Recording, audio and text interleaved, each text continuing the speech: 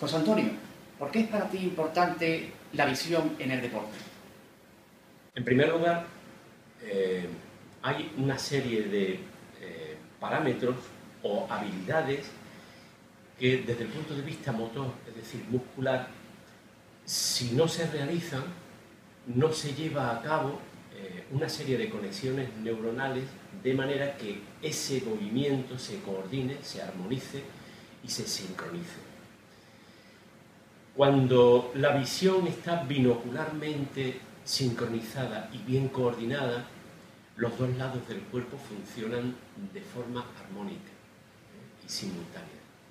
De tal manera que la percepción de las imágenes, del equilibrio en ese instante y del movimiento, tanto del habitáculo cuando nosotros nos movemos, como de nuestro cuando hacemos alguna actividad dinámica, pues se estabiliza, se potencia y se almacena de forma que forma patrones. En realidad, los seres humanos nos movemos por patrones. Quiere decirse que yo, por ejemplo, no podría estar pensando en mover las manos, mover los ojos, pensar lo que digo y gesticular lo que estoy diciendo. Eso lo hago porque tengo un patrón previamente establecido en mi cerebro de ese tipo de movimiento. Entonces, ese movimiento es armónico, pero es sincronizado desde el punto de vista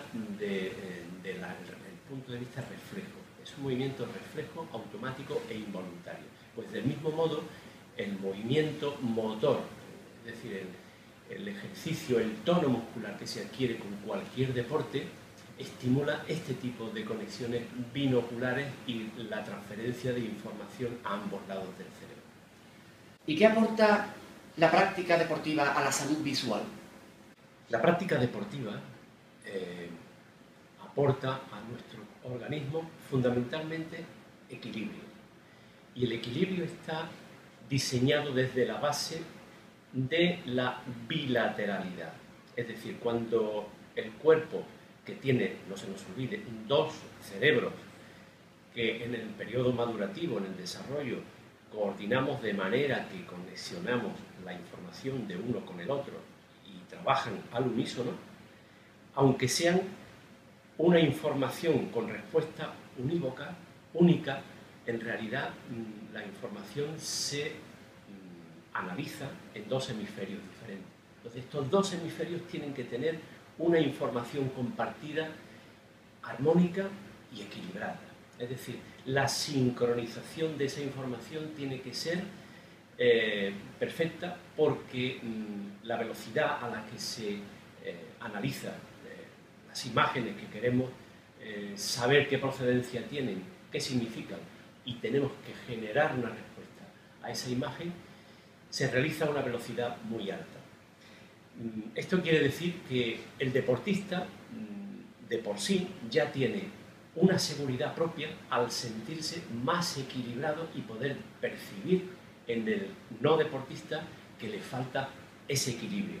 Entonces, digamos que su posicionamiento social es un poco más seguro en el sentido de seguridad propia, autoestima.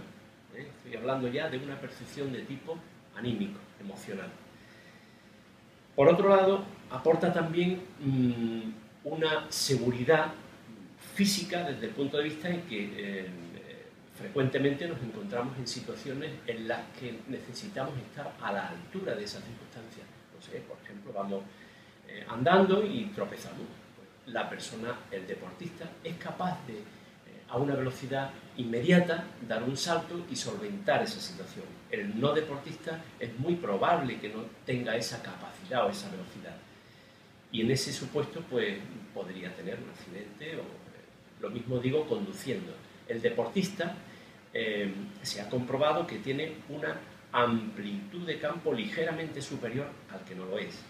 Del mismo modo que de forma evolutiva o madurativa, el niño, hasta que no llega a la edad de finalización de la maduración, 7, 8, 9 años, no termina de completar su ángulo visual, el anciano también reduce su ángulo visual. Sin embargo, del mismo modo que otras funciones se mantienen en mejor estado, el mantenimiento de esa amplitud de campo también se consigue si la estimulación y la movilidad perceptiva a nivel periférico se estimula y se ejercita. Y eso se realiza con el movimiento y el tono que produce cualquier ejercicio. José Antonio, dinos por último, para finalizar, cómo podemos los deportistas cuidar nuestros ojos. ¿Cómo podemos nosotros cuidar este órgano tan importante como es la visión? Y digo tan importante porque a través de los ojos nos entra casi el 90% de la información que procesa nuestro cerebro. Fíjate si es importante eso. Tan importante como que estamos hablando del único trocito, desde el punto de vista embriológico, es el único trocito de cerebro que hay fuera del cráneo. Imagínate la vulnerabilidad y la sensibilidad que tiene. Y digo que es tan importante, repito, porque además de eso tiene memoria. Es decir, lo que hagamos con ese trocito de cerebro nos lo va a guardar.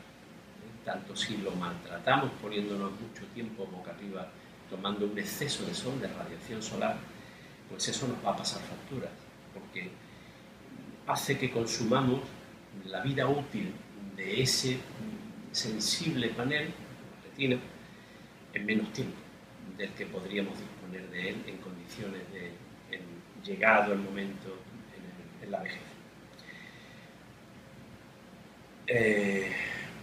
Lo primero que podemos hacer es una higiene visual del tipo aprender a parpadear, porque nosotros realizamos una serie de actividades muchas veces fuera, incluso en condiciones de exceso de calor o de viento.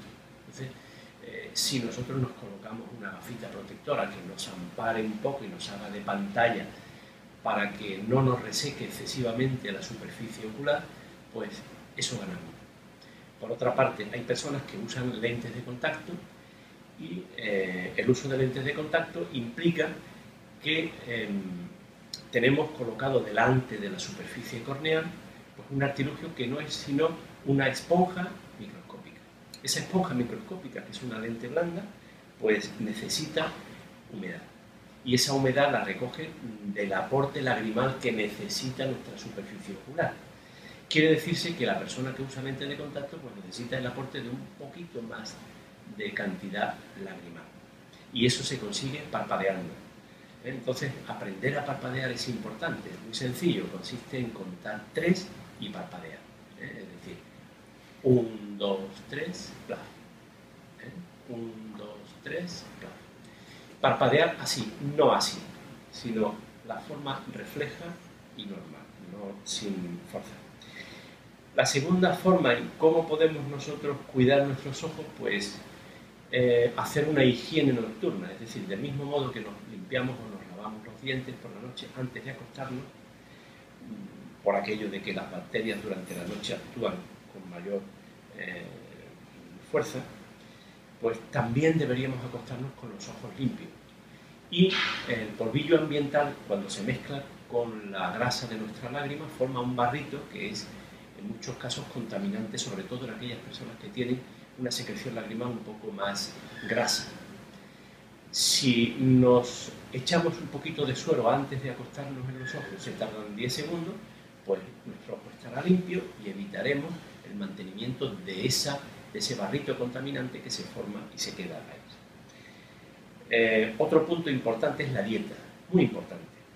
En el deportista es importante mantener el nivel alimenticio propio de un desgaste importante, no solamente a nivel proteínico y a nivel de calorías o de hidratos, ¿no? Sino a nivel también de algún pequeño aporte vitamínico. Las vitaminas no siempre son necesarias, pero en un deportista pues bueno, es interesante no estar bajo de ese suministro, de su suministro. Y lo tercero, que también es importante, es tener una actitud positiva, es decir, cuando hacemos ejercicio, disfrutar, si se puede, o al menos tener una empatía con lo que estamos haciendo. No hacer un ejercicio por hacerlo, sino tener una empatía y disfrutar con el ejercicio físico